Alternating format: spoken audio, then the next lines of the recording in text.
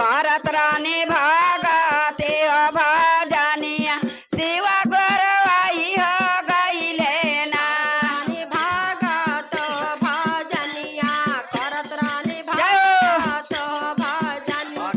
शिवा गुरु आइयो गईले करत रानी भगते भजनिया करत रानी भगते भजनिया सेवा गोरवाई हो गईले ना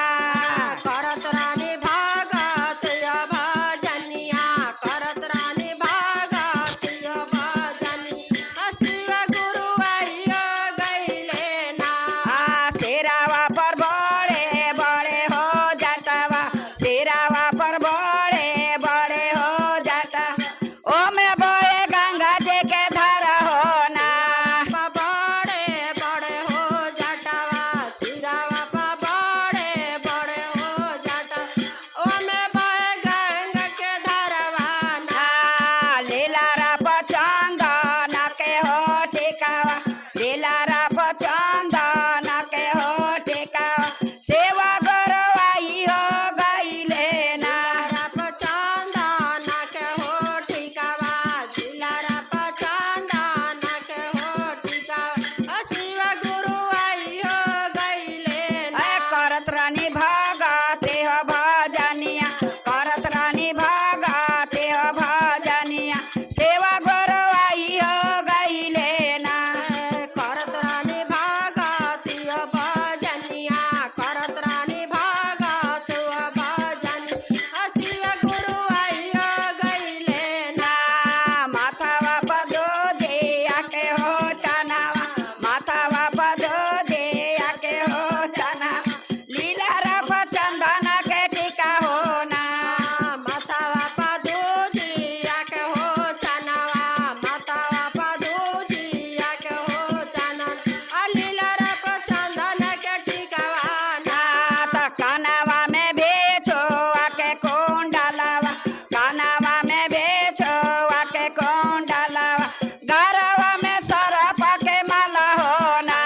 में बिछुआ के कुंडलवा कनवा में बिछुआ के कुंडलवा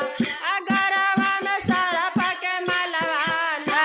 त करत रानी भगते भजनिया करत रानी भगते भजनिया सेवा गोरवाई हो गईले ना रानी भगतिय भजनिया करत रानी भगतिय भजनिया शिव गुरु आइयो गईले ना हाथावा में डामारू तेरा सोलावा हाथावा में डामारू तेरा सोलावा कमर में मेरे गा के छाला हो ना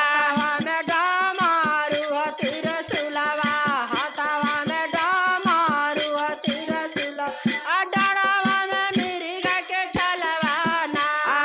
करत रानी भगते भजनिया करत रानी भगते भजनिया सेवा गोरवाई हो गईले ना करत रानी भगतिय भजनिया करत रानी भगतिय भजनिया शिव गुरु आइयो गईले ना गोड़ावा में झोन के अखरउआ गोड़ावा में झोन के अखरउआ बगल में बसा बैल हो ना में जोनो किया खरौआ घोड़ावा में जोनो किया खरौआ बगल में बसा बैलवा ना संगवा में पार्वती हो मैया संगवा में पार्वती हो मैया गोदिया में गला पतला नवाना में पार्वती हो मैया संगवा में पार्वती हो मैया गदिया में गौड़ा पतिला लाना करत रानी भगते भजनिया करत रानी भगते भजनिया सेवा गोरवाई हो गईले ना करत रानी भगतिय भजनिया करत रानी भगतिय भजनिया शिव गुरु आइयो गईले ना प्रेम से बोला शिव गुरु महाराज की जय। हर हर महादेव। माई भवानी सच्चे दरबार की जय।